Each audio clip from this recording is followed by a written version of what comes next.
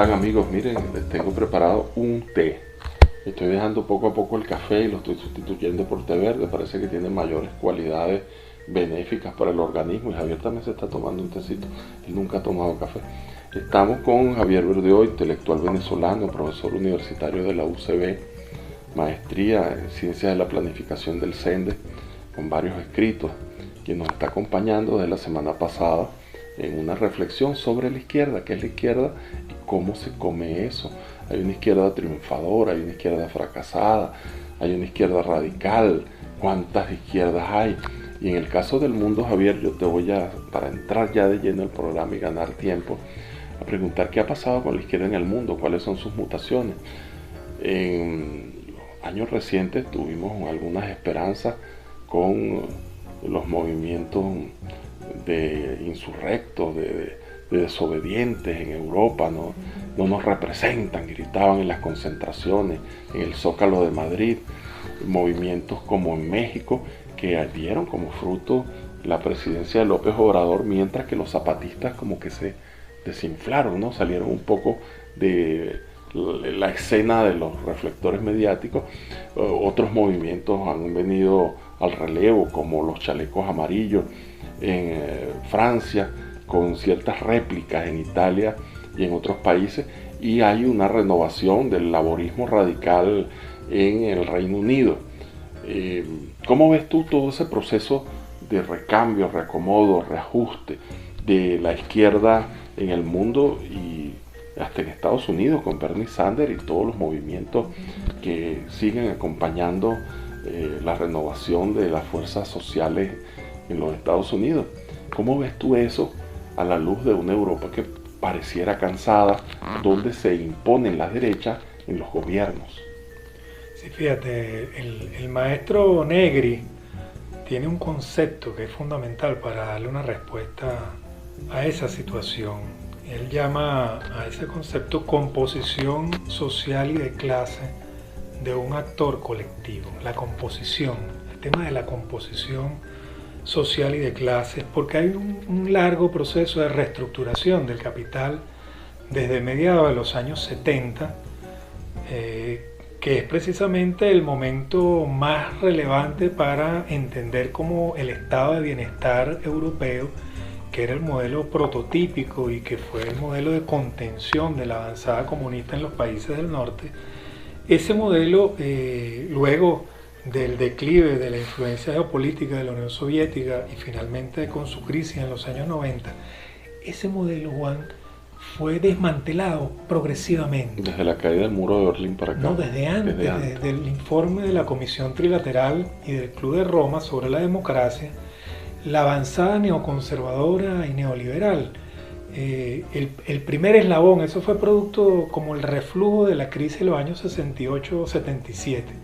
Desde el 68 al 77 el capitalismo vivió una época en los centros y en la periferia del tercer mundo, la descolonización, los movimientos de liberación nacional, y en el centro estos movimientos de nueva izquierda que cuestionaron fuertemente la burocratización del estado de bienestar y de la democracia representativa liberal tradicional. Y la respuesta desde la derecha fue precisamente reestructurar el tablero político y económico a partir de las medidas neoliberales en el plano económico, la reestructuración de la democracia por la vía de la gobernabilidad en el plano político, y desde el punto de vista cultural los valores neoconservadores que vuelven. Bueno, todo eso pasa por la guerra de Vietnam, el plan Cóndor, todo eso es parte de la reestructuración. Exactamente, tú ves todo ese periodo y te das cuenta que en tres direcciones la derecha avanzó fuertemente para desestructurar los núcleos de composición de clase y social de la izquierda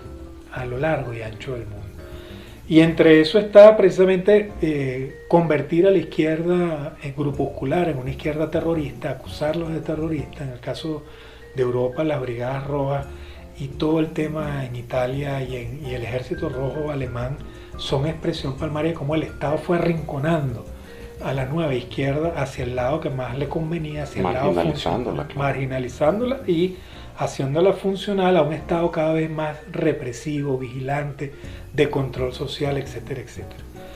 Y también hay una recomposición de las clases sociales, porque ahí comienza la llamada cuarta revolución industrial, comienza prácticamente la tecnología de la información y la comunicación y la informática a apoderarse de ramas muy importantes de la industria y de la economía. Transformación del trabajo vivo, como llama Negro. Es correcto. Y la economía de servicios, Alan Turing llamó a eso la sociedad postindustrial. Empieza toda esta temática de los centros de la postindustrial y de la sociedad postindustrial. Yo te traje este librito, que es más o menos reciente, no es tan viejo, de Göran Termor, que es un marxista sueco. En Suecia también hay marxistas, por si acaso, no solamente que ganó la derecha en las elecciones, también hay intelectuales marxistas desde el 2011, que lo recomiendo mucho, se llama El Mundo, para 2011.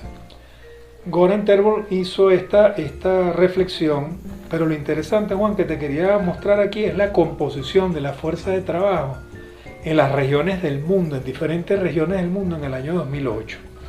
En las economías desarrolladas y la Unión Europea, en la agricultura estaba el 4% de la población. En la industria, el 25%. Y en los servicios, el 71% de la población. De ahí surge la idea del trabajo inmaterial. De eso te iba a apuntar precisamente, cómo el trabajo inmaterial se va haciendo dominante y cómo el trabajo, digamos, sobre lo que uno conoce, el proletariado convencional, material, el proletariado ese que aparece con un casco y una llave inglesa en la mano, de braga azul, de braga azul, ese proletariado se va reduciendo. Y fíjate aquí, y en el sur de Asia, incluyendo China, sureste asiático, el 47% en la agricultura, el 22% en la industria y el 30% en servicios. Es decir, que todavía en Asia el peso específico de la población campesina es muy importante, tiene un peso demográfico. Y fíjate que hay otro dato que plantea Göran Termor en este libro, El Mundo. Para el año 2008, la condición laboral en las diferentes regiones del mundo del empleo total. Vamos a citar América Latina. 63% asalariado, 5% patrón, 27% autoempleado y colaborador en la subsistencia familiar, 6%. Ahora mira, contrastando con las economías desarrolladas y la Unión Europea, 77% asalariado, 4% patrón, autoempleado 16%, colaborador en la subsistencia 4%. Y en el mundo, fíjate tú, 47% asalariado, 3% patrón, 33% autoempleado, lo que llamamos actualmente emprendimiento, sector informal y tal, y colaborador en la subsistencia familiar 17%. ¿Qué te quiero decir con esto? Que a pesar de las transformaciones y reestructuraciones de la economía, los asalariados siguen siendo la mayoría de la población. Sí, pero ahí hay un cambio importante, un quiebre, que tiene que ver con el autorrelato, la constitución de los sujetos, las subjetividades políticas, que que lleva a cabo un emprendimiento, el que trabaja de estajo de manera liberal por su cuenta, no se siente proletariado. No, es que fíjate tú, eso ya se veía desde antes. Los asalariados, vamos a decir que son trabajadores dependientes de confianza de la alta burguesía, se sienten como si fuesen parte de la burguesía. Mira, yo trabajé en un periódico, un medio de comunicación, y los colegas periodistas salían con el carnet guindado, orgullosos de trabajar en ese medio de comunicación, iban para los restaurantes y se sentaban, y yo les decía, quítate el carnet, métetelo por dentro. No. O sea, fíjate eso que llamaba Marx la subsunción del trabajo en el capital, cuando la propia subjetividad política del biopoder se mete en el cuerpo, hace corporeidad y tú te sientes dueño de tu trabajo. No es el sitio donde yo trabajo y me gano la vida, sino soy el dueño de mi trabajo, y más como firma. Eso es como que un cajero de un banco se sintiera banquero, ¿no? Yo se los decía, pero si nosotros lo que somos unos empleaduchos de unos tipos que tienen mucha plata y que hacen de la información mercancía. Nosotros transformamos la realidad o bocetos de ella en una mercancía que es empacada en un formato y que es vendida y distribuida al mayor. Y nosotros somos unos obreros que estamos ensamblando. Entonces, quítate eso, ¿vale? Y no, se dejaban el carnet con un orgullo. Bueno, es lo que llama Marx entrar en máquina, ¿no? Exactamente. Y lo refiere Negri y Deleuze, ¿no? Entrar en máquina.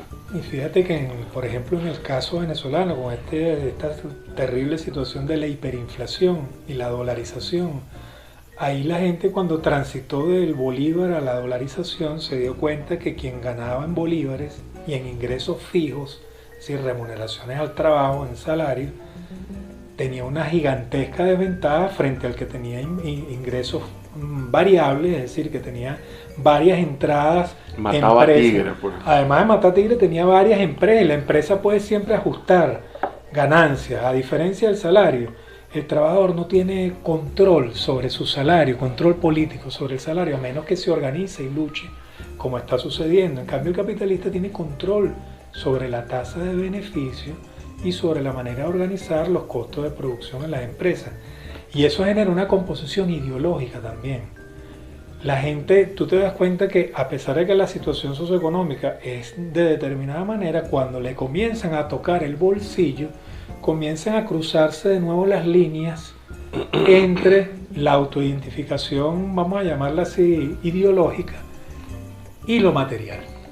Bueno, fíjate, Javier, aquí yo tengo un libro, tú lo conoces, creo que este libro me lo prestaste tú, Izquierda.0. Mira, esto es, yo no sé si se ve en cámara, pero este es un trabuco de grandes intelectuales como el norteamericano Richard Rorty, André Gorz, que tiene un libro de final de los 90 que se llama Dios al proletariado, que marcó piso, Norberto Bobbio y muchos otros, Giovanni Sartori, en fin, este es un libro. Cualquier muchacho de estas eras de los tiempos que corren dirán, ese es un libro viejo, esa es arqueología, ¿no? 1996, Wilfredo y María estaban gateando y ya se plantea el problema de una nueva izquierda, de una izquierda.0. Te lo doy para que lo comentes, pero lo vas a hacer en la próxima parte, cuando vamos a tratar de aterrizar todo este debate mundial que tú nos has problematizado. Nos los vas a llevar, si tú quieres, por supuesto, a América Latina. Ya regresamos aquí por InfoCifra. En tu punto de venta Consulpagos lo hacemos sencillo. Ven a nuestras tiendas y aprovecha nuestras promociones. En Consulpago lo hacemos sencillo. Farmacias Botimarque. Ahora es más fácil la farmacia en tu casa. Tú compras tus medicamentos por teléfono y el Delivery Express de Botimarque te lo lleva hasta tu casa. Asistanet cuenta con una amplia oferta de servicios y especialidades médicas para ofrecerle la mejor atención. Las sedes cuentan con especialidades de los primeros niveles de atención médica y también las de mayor demanda. Ofrece al paciente pruebas de alta confiabilidad gracias a la constante innovación de los equipos. Somos Asistanet, atención médica primaria en salud. Las pólizas de Costi Auto cuentan con dispositivo de radiofrecuencia en aquellos casos que las sumas aseguradas sean iguales o superiores a $12,000. En Seguro Constitución entendemos la situación actual y lo importante que es tener tu vehículo asegurado. En Seguro Constitución mejoramos nuestras tarifas de cobertura amplia, pérdida total y responsabilidad civil de vehículos. Seguro Constitución, seguimos innovando para servir. Seca Consultores, compañía anónima, cumple 27 años haciendo inteligencia corporativa e inteligencia social. Inteligencia corporativa al servicio de la Banca Nacional Venezolana y de las empresas aseguradoras más prestigiosas del país. El ranking nacional de clientes bancarizados de Seca Consultores, compañía anónima, es el estudio de mercado más completo de Venezuela y de la América Latina. Son 27 años haciendo inteligencia corporativa con rigurosidad científica que está certificada a nivel internacional. Seca Consultores, la empresa número 1 en bancos y seguros de Venezuela. Visita nuestras redes sociales, suscríbete a nuestros canales y si te gustan nuestros videos, no olvides darle like. Javier, mira, punto de giro. La izquierda punto cero, un giro a la izquierda. Pero de verdad es posible, chicos, plantearse desde la izquierda, a pesar de tantos traspiés, tantos fracasos, una nueva izquierda. El renacimiento, el fénix de una corriente política con tanta tradición, cuando en este momento, ya lo decíamos en el negro anterior, Europa pareciera que es un escenario donde cabalga la ultraderecha. En los Estados Unidos, Biden se debate a ver quién es más un ultraderechista, si él, que llegó bajo una promesa liberal, o el propio Trump, que está quedando como pequeño ante las barbaridades de Biden y los demócratas. Se puede hablar entonces, por lo menos en el caso de América Latina, con los triunfos de distintos personajes del renacimiento de una izquierda. Reflexioname un poquito sobre América Latina. Mira, Juan, antes de comenzar con América Latina, te voy a contar una anécdota. Yo, cuando estaba comenzando el proceso bolivariano, escuché un programa de un dirigente del MBR de ese momento, que tenía un programa de televisión con Carlos Blanco, ¿te recuerdas? Claro. Estaba Aristóbulo y Carlos Blanco, ¿no? Y estaban discutiendo allí y Carlos Blanco le dijo... Se llamaba Blanco y Negro. Blanco y Negro, y le dijo a Aristóbulo, defíneme qué es la izquierda. Y Aristóbulo le dijo algo que es parcialmente correcto, pero también un error muy importante. Le dijo, mira, mientras la derecha plantea como valor superior la libertad, la izquierda plantea como valor superior la igualdad. Y eso es uno de los elementos que se refutan en este libro de Izquierda punto cero, porque la libertad de la izquierda, el concepto de libertad de la izquierda es que para que exista libertad real, las condiciones materiales de existencia tienen de alguna manera que igualar las desigualdades, los desequilibrios, las desventajas que se dan. Sí, porque sin justicia social, ¿de qué libertad se habla? Exactamente, es la libertad del propietario versus la libertad del que no tiene mucho más derecho que el único derecho de morirse de hambre. Entonces, la izquierda renovada tiene que plantearse el valor de la libertad desde una nueva coordenada. Y eso también lo dice Zizek. Igual ante la ley y ante la libertad. Exactamente. Y la libertad no solamente son derechos, sino también deberes, y deberes de la comunidad política, y dentro de esos deberes la construcción de una sociedad justa. Que para los liberales de derecha, hablar de justicia es prácticamente un anatema, es decir, es un insulto hablar de justicia social. Y llegando un poco a América Latina, Juan, en esta discusión, fíjate que yo te traje por acá unos libros, porque a ti te gustan los libros, porque eres una persona que además reúne una doble condición necesaria para la renovación de izquierda: la militancia política y el trabajo teórico, la reflexión nadie es teórica. Perfecto, nadie es perfecto. Sí, no, pero no te lo digo como un... Discúlpeme, si es así, discúlpeme. Bueno, no te lo digo como una adulancia, sino que eso lo plantea Núñez Tenorio. Y Maneiro también lo plantea. Y Maneiro, y el propio Teodoro en sus mejores momentos también, aunque Teodoro se fue socialdemocratizando y después lamentablemente fue operador de un programa de ajustes con Caldera II. Pero Núñez Tenorio dice que no se puede separar la lucha teórica, la lucha política y la lucha económica reivindicativa. Tienen que ir, es como tres luchas que avanzan en una misma dirección, y cuando una de ellas flaquea, se tambalea completamente el edificio. Y por eso te traje para América Latina, fíjate tú, en los años, desde el 2000, en el año 2002 se hizo el primer foro social mundial, el foro de Porto Alegre, y ahí se habló del partido de oposición.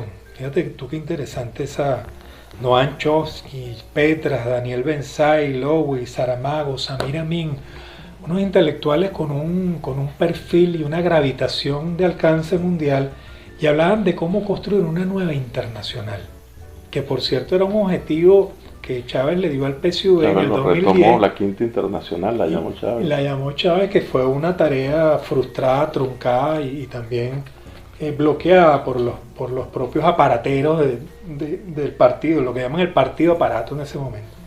Pero ese era el debate que dio lugar precisamente a la nueva izquierda. Pero fíjate que se veían como cultura de la resistencia y como oposición, no se veían como opción de poder en ese momento. Exactamente.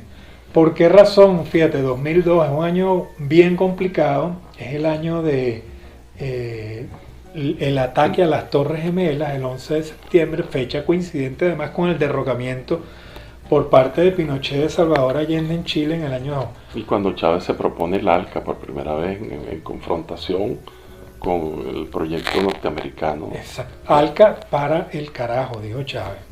Y eso marcó un hito histórico muy importante porque fue prácticamente la construcción de un bloque desde América Latina en oposición a la política globalista de los Estados Unidos. Ahí comienza una resurrección en esa gran reunión que se hizo en aquel estadio en Argentina, ¿no? El Gigantiño, no, ese fue después en Brasil en el Gigantiño, pero ahí en Argentina estaba Kirchner. Sí. Recuerda que la secuencia fue Chávez, Evo Morales, Kirchner, Lula.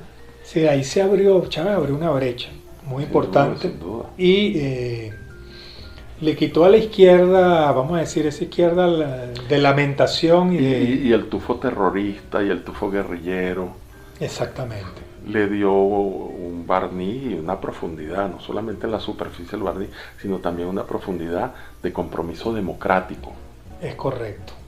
Y Chávez lanzó esa primera frase de la revolución democrática en su primer gobierno y que luego trató de matizarla con la democracia revolucionaria a partir de su propia lectura y cómo polemizó. Hay un algo presidente muy interesante, Juan, donde Chávez polemiza con Evo Morales sobre la democracia. Por ahí debe estar Esos son de los que han escondido. No, yo creo que está todavía en todo Chávez, ahí se puede buscar donde Chávez dice, porque la consigna de Evo Morales era revolución democrática, los cultural. presidentes donde yo salgo hablando y interactuando con Chávez, o sea que los han cortado, ¿vale? Bueno, esa es la práctica estalinista. Sí. Stalin sacaba las fotos de quienes no les convenía. Como que el libro de Carlos Frank, el Retrato en Familia con Fidel, que aparece la foto donde él está en Radio Rebelde con Fidel y aparece la misma foto después editada donde lo borraron. Exactamente. Qué bueno. Es gracioso, eso es a mí lo que me da risa. Bueno, da risa, pero eso también tiene implicaciones en la memoria de las nuevas en las nuevas generaciones, Juan. Porque yo comentaba el otro día que acomodar la historia, ¿no? Es muy orwelliano, muy 1984, el Ministerio de la Verdad. De la Verdad, ¿no? Para ir recalando. Y el Ministerio de la Verdad es la verdad oficial. Entonces, mira, te comentaba, en América Latina se dio un debate que hay que reconstruir, Juan, hay que reconstruir. Marta Harnecker hizo un texto bien interesante de discusión. Aquí te traje, por ejemplo, fíjate tú este librito. ¿Tú te has leído todo eso, Javier? Bueno, lo he revisado, honestamente, no es que me lo he leído, pero lo he revisado. Este trabajo de Mir Sader, que es un intelectual importante en Brasil, se llama El Nuevo Topo, Los Caminos de la Izquierda Latinoamericana. Es de la bandita Tony Negri, de Harvard. Y bueno, y siempre ha estado muy coherentemente apoyando a Lula da Silva en Brasil y a los sectores de izquierda del PT. Este trabajo de Mauricio Plaza Vegas, colombiano, La cuestión social y la nueva izquierda en América Latina, plantea cosas de Petro. Aquí está Petro, el programa de Petro. Ya aparece.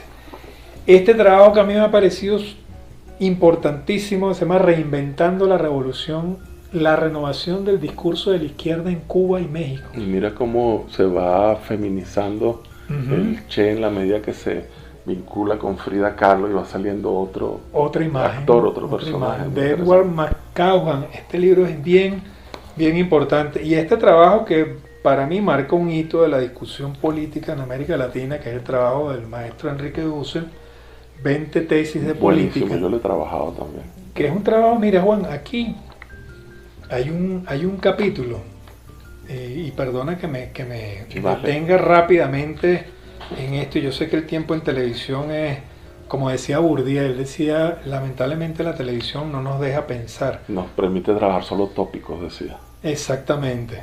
Que habla del estado de rebelión. El estado de rebelión. Dussel justifica. Es como la idea de la constituyente permanente. Exactamente. Por eso te hablo de la revolución democrática permanente. En este trabajito que tú me traíste a colación, ¿Qué es el pensamiento y la praxis contrahegemónica? Una revolución democrática permanente. Llamar permanentemente a la democratización del poder económico, del poder político, del poder cultural, del poder mediático. La renovación de los actores y los voceros, la construcción de nuevos escenarios. Y yo decía en un trabajo, lo estaba comentando antes que comenzáramos el programa,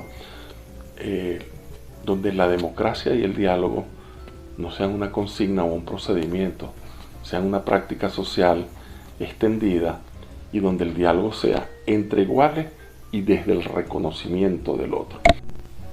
Seguimos aquí en Infocifra, en su programa, un programa que queremos hacer lo más didáctico posible para llenar un nicho que suponemos tiene una demanda insatisfecha, que es el de las ideas fuertes, no quedarnos en los tópicos y avanzar más allá un poco sobre la reflexión, los fundamentos y el análisis de las ideas que conforman el mundo político. Javier, tú me estabas hablando un poco vinculando América Latina con Venezuela y toda la importancia de la ruptura Chávez, el hecho Chávez, el evento Chávez y la significación que tuvo para el renacimiento de una izquierda que asume la vía electoral, que asume la vía del compromiso dinámico con nuevas formas de democracia y donde se empieza a hablar de democracia participativa, protagónica, de corresponsabilidad, de una nueva democracia que va más allá de la representativa, sin sepultar la democracia representativa, pero entendiendo que lo representativo es un momento de la democracia, es una forma, es una materialización de la democracia, pero que no abarca a la profundidad de los diálogos democráticos que se dan. Y nosotros lo resumíamos en su momento cuando hablábamos de una revolución permanente desde el poder constituyente democrático, del poder soberano de la gente. Hoy pareciera una fraseología, pero en su momento era la idea fuerza, era el paradigma de los conceptos que animaban un relato. ¿Qué ha pasado con eso, Javier? Bueno, lamentablemente nuestro artículo 5 de la Constitución, que es para mí el artículo más hermoso que abre la brecha de la democracia participativa y protagónica y del poder originario del pueblo y del poder constituyente, ha sido capitulado por el poder constituido, independientemente del signo ideológico que el poder constituido se abrogue sobre sí mismo, que dice que son de izquierda y tal. Y quisieron incluso una constituyente que se abrogaba el poder constituyente soberano del pueblo sobre la base de que la constituyente era soberana. Sí, pero lamentablemente eso no resiste el menor análisis. Sí, o sea, claro. Toda la gente que en el mundo apoyó el momento constituyente en 1999 sabía, y de hecho la propia Constitución boliviana y la Constitución ecuatoriana, que son dos constituciones producto del proceso constituyente posterior al venezolano y al colombiano, que fue el inicio, reconocen en su propio articulado que para que tú puedas convocar una constituyente, quien la convoca es el soberano. Y el soberano es el poder originario. Pero aquí, bueno, esa convocatoria nace muerta porque nace sin el auxilio y el oxígeno del poder originario. Así es. Pero bueno, eso ya es como una página pasada, que fue un momento coyuntural, pero define, Juan. Esos son los caminos, las rutas. Las rutas y caminos que definen la diferenciación entre una izquierda renovada que pretende pararse firme en el pilar del poder constituyente y una izquierda que lamentablemente siguió un camino. Por cierto, esa es una maña de Lenin también. Lenin agarró la constituyente que no la favorecía en su correlación de fuerzas internas y dijo, bueno, no me gusta esa constituyente porque no me favorece, y montó su propio gobierno revolucionario y dejó esa constituyente por fuera. Pero esas son las mañas. Sé que en sus lecciones leninistas acota el leninismo y lo reivindica y lo renueva, pero allí le da muy duro a Lenin. Y esa es una crítica que va hasta Rosa Luxemburgo sobre la Revolución Rusa. Rosa Luxemburgo ahí le señaló a sus camaradas bolcheviques, porque además reconocía la importancia de la Revolución Rusa, que tuviesen mucho cuidado con los métodos y las prácticas políticas que estaban desplegando en la propia realidad rusa, porque ese virus del autoritarismo también hay que llamaba esos saltos teóricos los malabaristas audaces, ¿no? Acróbatas audaces. Acróbatas audaces. Lo llamaba así, además que expresaban esa voluntad autoritaria que se da en la cúpula del poder y en el Comité Central y en la jefatura del Comité Central, que pretende sustituir el movimiento de multitudes. Las crónicas del secretario general de Luis Althusser, ¿no? Cómo el partido se va reduciendo a la decisión de un solo hombre, el secretario general o presidente, y el caudillismo cómo va subsumiendo todo lo que se suponía era un proceso colectivo. Exactamente, fíjate que ahí, ¿tú te recuerdas aquel prefacio de Michel Foucault a Deleuze y Guattari, que para una vida no fascista? Sí. Donde él dice, bueno, la diferencia entre ese pensamiento arborescente, piramidal de ciertos sectores de la izquierda que siempre ven todo como una pirámide, donde el vértice de la pirámide es el Comité Central y el jefe, el Bonaparte del proceso político, y esa visión rizomática donde los movimientos, las redes y el movimiento de movimientos es lo que le da vida a ese proceso constituyente permanente, a esa revolución democrática permanente que es lo que es novedoso para la nueva izquierda. Por cierto, en América Latina tenemos una nueva oleada progresista. Esta oleada progresista es como un reacomodo después de la primera oleada radical, donde Chávez despuntó en el conjunto del liderazgo con Evo Morales. Esta segunda oleada es una oleada que reconoce que la derecha ha venido avanzando también y ha venido aprendiendo sobre el proceso constituyente y trata de desarmar y desarticular la posibilidad del poder popular. Y hay una pugna que la vemos hoy en Brasil. En Brasil tenemos en pocos días una segunda vuelta muy disputada. Vimos la correlación de fuerzas en Colombia, vimos la correlación de fuerzas que limita en Perú, y vimos lo que sucedió con este momento constituyente en Chile. Entonces ahí hay una polarización marcada, ¿no? En América Latina, marcada, donde si bien hay un rejuvenecimiento y un ascenso de una nueva izquierda democrática desde una posición reformista, pero acechada y amenazada en la cueva. Así es. Por movimientos además protofascistas que se han visto marcados. Fíjate, vamos a seguir conversando sobre esto en el siguiente negro. Vamos a profundizar sobre entonces, ahora sí, el caso venezolano y ver qué ha pasado con la izquierda, dónde están rasgos. En tu punto de venta Consulpagos lo hacemos sencillo. Ven a nuestras tiendas y aprovecha nuestras promociones. En Consulpago lo hacemos sencillo. Farmacias Botimarque. Ahora es más fácil la farmacia en tu casa. Tú compras tus medicamentos por teléfono y el Delivery Express de Botimarque te lo lleva hasta tu casa. Asistanet cuenta con una amplia oferta de servicios y especialidades médicas para ofrecerle la mejor atención. Las sedes cuentan con especialidades de los primeros niveles de atención médica y también las de mayor demanda. Ofrece al paciente pruebas de alta confiabilidad gracias a la constante innovación de los equipos. Somos Asistanet, atención médica primaria en salud. Las pólizas de Costi Auto cuentan con dispositivo de radiofrecuencia en aquellos casos que las sumas aseguradas sean iguales o superiores a $12,000. En Seguro Constitución entendemos la situación actual y lo importante que es tener tu vehículo asegurado. En Seguro Constitución mejoramos nuestras tarifas de cobertura amplia, pérdida total y responsabilidad civil de vehículos. Seguro Constitución. Seguimos innovando para servir. Seca Consultores Compañía Anónima cumple 27 años haciendo inteligencia corporativa e inteligencia social. Inteligencia corporativa al servicio de la Banca Nacional Venezolana y de las empresas aseguradoras más prestigiosas del país. El ranking nacional de clientes bancarizados de Seca Consultores Compañía Anónima es el estudio de mercado más completo de Venezuela y de la América Latina. Son 27 años haciendo inteligencia corporativa con rigurosidad científica que está certificada a nivel internacional. Seca Consultores, la empresa número 1 en bancos y seguros de Venezuela. Visita nuestras redes sociales, suscríbete a nuestros canales y si te gustan nuestros videos, no olvides darle like.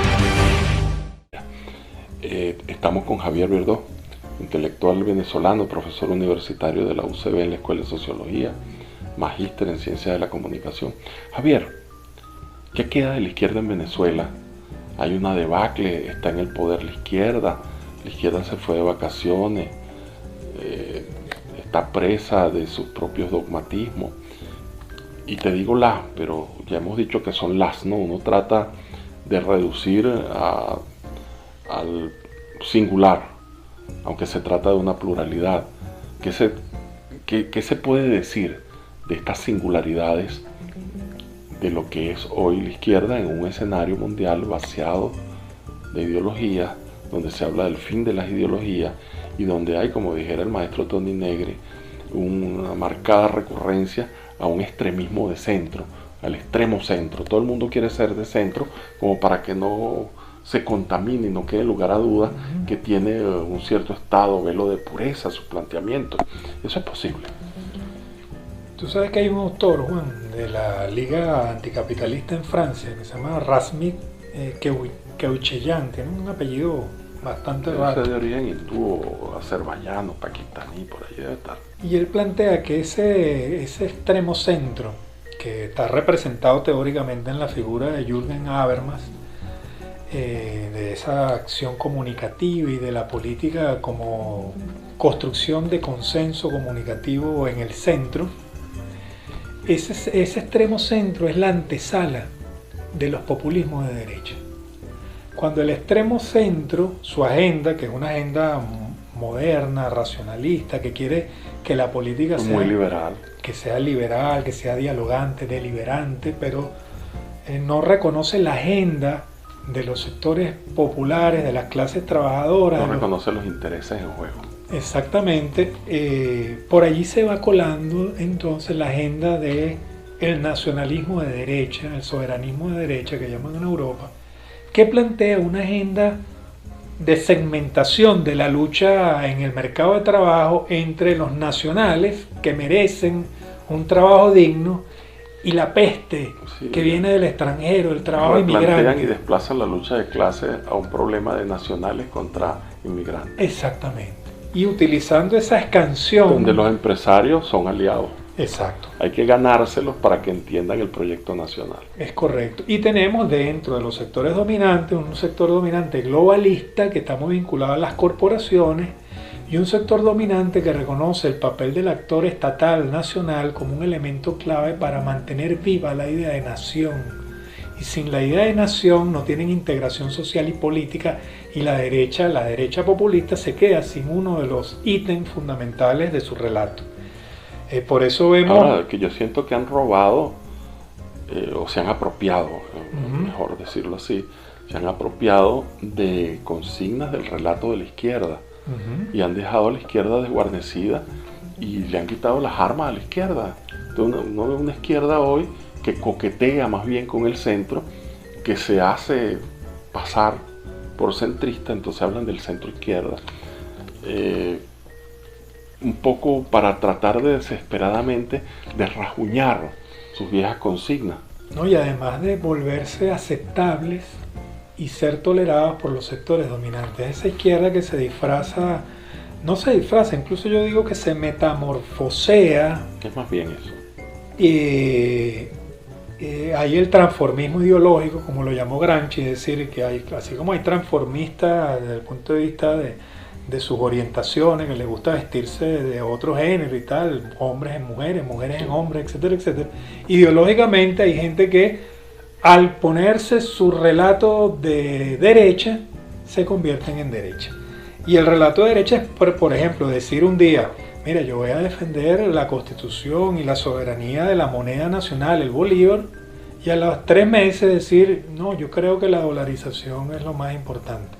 Te dicen un día, yo estoy rodilla en tierra con las reivindicaciones de la clase trabajadora y con sus condiciones de trabajo, incluso con el control obrero sobre el mundo productivo para abrir la brecha para una nueva economía mixta con sentido socialista, y después te dicen, pero, y la cuotan. Hay que privatizar todo. Sí. Hay que entregar la soberanía nacional. Eso es muy importante, ¿no? Habría que ver entonces esa política de centro hacia dónde termina conduciendo en un mundo donde, como te decía, y lo decíamos en el primer programa, la ideología de la no ideología es la ideología dominante. Y te comentaba que estos dos libros, Juan, de Octavio Rodríguez Araujo, son muy importantes. Estabas hablando del travestismo, sí, estabas sí. hablando del transformismo, porque fíjate, rescatando el término gramsciano. Estos son dos libros. O sea, tú no puedes mezclar las páginas de este libro con este libro y decir, soy de centro radical. Aquí está, fíjate, derechas y ultraderechas en el mundo. Y aquí está izquierdas e izquierdismos en el mundo. Ese libro es un dispositivo, ¿no? Una bisagra. Una bisagra donde, obviamente, pero el problema es cuando tú agarras un capítulo de este libro y lo metes en este libro, y entonces estás modificando completamente el juego. Es lo que yo digo, tú no puedes jugar cartas españolas con cartas francesas, mezclarlas y creer que juegas dominó. póker. Sí, creer que es dominó o póker. Sí. Exacto. Hay una diferenciación de valores, ideas, y muy importante, Juan, tú que conoces muy bien a Spinoza, de afectos y pasiones entre la izquierda y la derecha. La izquierda, el afecto fundamental de la izquierda es la esperanza y la conexión amorosa por los derechos a la vida y a las reivindicaciones del pueblo llano. Igualdad con dignidad y libertad. Exacto. Si tú pierdes el hecho de que los condenados de la tierra, los pobres de este mundo, tengan una vida digna, si tú pierdes ese hilo, tú estás en la derecha y en la ultraderecha. Si tú piensas que la gente tú la puedes humillar, como dijo Marx cuando era joven, luchar contra todas aquellas relaciones donde el hombre es un ser envilecido, la persona humana es envilecida, humillada, despreciada. De hecho, hace un chiste, tratada como perro. Entonces los franceses dicen, bueno, pero hasta los perros los tratan mejor que a los proletarios, que a esos seres humanos envilecidos. Bueno, si tú estás allí en contra de ese imperativo categórico, estás en la derecha. O sea, si tú permites que el salario, que las condiciones de la vivienda, que la salud, que la educación, que los servicios públicos, que el hecho mínimo de poder comprar una canasta básica, tú conviertas a las personas en menesterosos, ¿verdad? En lo que llamaban los miserables de Víctor Hugo, tú estás a la derecha. Decía Gramsci, en uno de sus tantos escritos dispersos de los cuadernos de la cárcel, que la diferencia entre la derecha y la izquierda era cuando tú antepones la libertad individual a la libertad colectiva, a la libertad como hecho social, a la libertad como proceso histórico, y te reduces la libertad a la unidimensionalidad de tu libre albedrío y de la realización de tu deseo, de tus placeres. Entonces, cuando la libertad es reducida a esa dimensión, es capturada por la lógica del capital, el mundo de los negocios. Correcto. Y uno lo ve en muchos políticos, Javier, cuando tú le hablas a algunos compañeros que tienen una posición de centro y te dicen, bueno, no, chico, yo soy de izquierda, ¿no? Pero como el momento político reclama una posición más, tú sabes, más moderada, y se dejan chantajear. No entienden que puede haber diálogo social desde la confrontación, y no entienden que el diálogo social no significa el fin del conflicto. Desde la izquierda comprendemos que la sociedad es un espacio del conflicto y que el diálogo es un instrumento de solución en la misma medida que significa el reconocimiento del otro, de su argumentación, de la validez de su relato, y que en ese sentido el diálogo debe buscar los equilibrios, mientras que otros no piensan que es los equilibrios, sino la conciliación. Es matar la contradicción en función de un mundo happy, un mundo feliz de Huxley, donde todos participamos de un relato único. Eso también es una unidimensionalidad del relato. Correcto, pero fíjate tú, qué mejor expresión, el libro de todos. Cuando uno habla del libro de todos, la Constitución, ahí hay un conjunto de derechos que están allí contenidos, que expresan el pacto, un pacto histórico en un momento determinado, una solución de compromiso. Si tú vas en sentido regresivo, como se dice desde el punto de vista del derecho, o haces una interpretación progresiva y sistemática de la Constitución en función de mejorar las condiciones de vida de todo el pueblo, o haces una interpretación restrictiva, regresiva y acomodaticia para que quienes tengan derechos sean solo unos pocos. Y ese es el tema fundamental de la lucha política y el derecho. Yo creo que en Venezuela está planteado también un tema de cómo la derecha ha permeado las decisiones judiciales a su favor y la izquierda se siente replegada y contenida. Y chantajeada, lo que te decía. Para ponerte una materia específica, y te traje otro librito por aquí que vamos a comentar, La democracia venezolana, Big Business, decía también Núñez Tenorio, como un gran negocio. La democracia no puede ser solo negocio. O sea, sí, no, muchos que adoptan esa posición de centro porque ellos no quieren resolver los problemas sociales ni construir un pacto histórico. Lo que quieren es acomodarse en el modelo político, llegar a un cargo. Entonces asumen el discurso de moda porque les conviene. Entonces ahí también hay un travestismo. Es correcto. Bueno, Juan, hemos llegado casi al final Y ese librito me gustaría que lo comentaras un poquito más. Bueno, aquí básicamente lo que hace Núñez Tenorio es sintetizar los 36 años de gobierno bipartidista en Venezuela y tratar de entender cómo los derechos ciudadanos y por la democracia se vieron obstaculizados por el fenómeno de la burocratización de la política, de los cogollos. ¿Te recuerdas cuando se hablaba de los cogollos? Sí. Ya casi nadie nombra esa palabra. Ya desde los cogollos no se permite hablar de los cogollos. Exactamente. Y el tema de las elecciones fraudulentas, es decir, como el mecanismo electoral también se puede enrarecer para darle ventaja a los que ya tienen ventaja. De eso se refiere fundamentalmente Núñez Tenorio. Yo quisiera cerrar, Juan, señalándote que es muy importante diferenciar la paja del trigo cuando se habla de izquierdas, derechas y ultraderechas. En materia económica, en materia social, en política exterior, en política comunicacional, en materia de seguridad y defensa, porque también la izquierda tiene una agenda en seguridad y defensa. En materia de concepción nacional y de soberanía. Correcto. Y bueno, y en materia de desigualdad social, o sea, cuando una izquierda deja de hablar de desigualdad social, huele mal. Huele mal porque creo que esa izquierda... Cuando elogia los emprendimientos, que no es que no sean válidos, sino que los privilegia como parte de una política y se deja de lado los desarrollos de formas alternativas de producción, de formas de construcción de democracia directa desde la fábrica, la industria, la producción. A mí me parece que ahí hay un punto de quiebre. Hay un punto de quiebre en ese trasvase de la propiedad social al emprendimiento privado.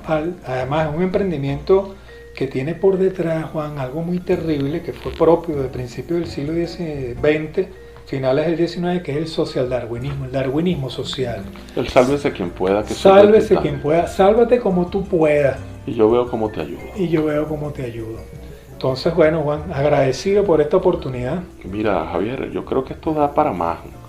Vamos a ver si tu tiempo da para que podamos hablar de la propuesta económica, porque queda en el aire una pregunta, quedan muchas, pero me salta inmediatamente la pregunta de ¿y hay alternativa? ¿Cuál sería la alternativa? ¿Desde dónde fundarse para construir una alternativa? Bueno, tú me dices cuándo y vemos. Obviamente, hay mucha gente por allí.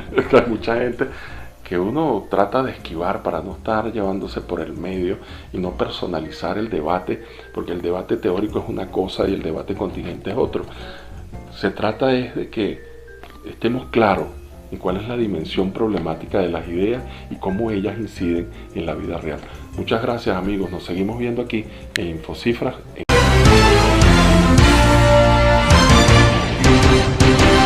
En tu punto de venta Consulpagos lo hacemos sencillo. Ven a nuestras tiendas y aprovecha nuestras promociones. En Consulpago lo hacemos sencillo. Farmacias Botimarque. Ahora es más fácil la farmacia en tu casa. Tú compras tus medicamentos por teléfono y el Delivery Express de Botimarque te lo lleva hasta tu casa. Asistanet cuenta con una amplia oferta de servicios y especialidades médicas para ofrecerle la mejor atención. Las sedes cuentan con especialidades de los primeros niveles de atención médica y también las de mayor demanda. Ofrece al paciente pruebas de alta confiabilidad gracias a la constante innovación de los equipos. Somos Asistanet, atención médica primaria en salud.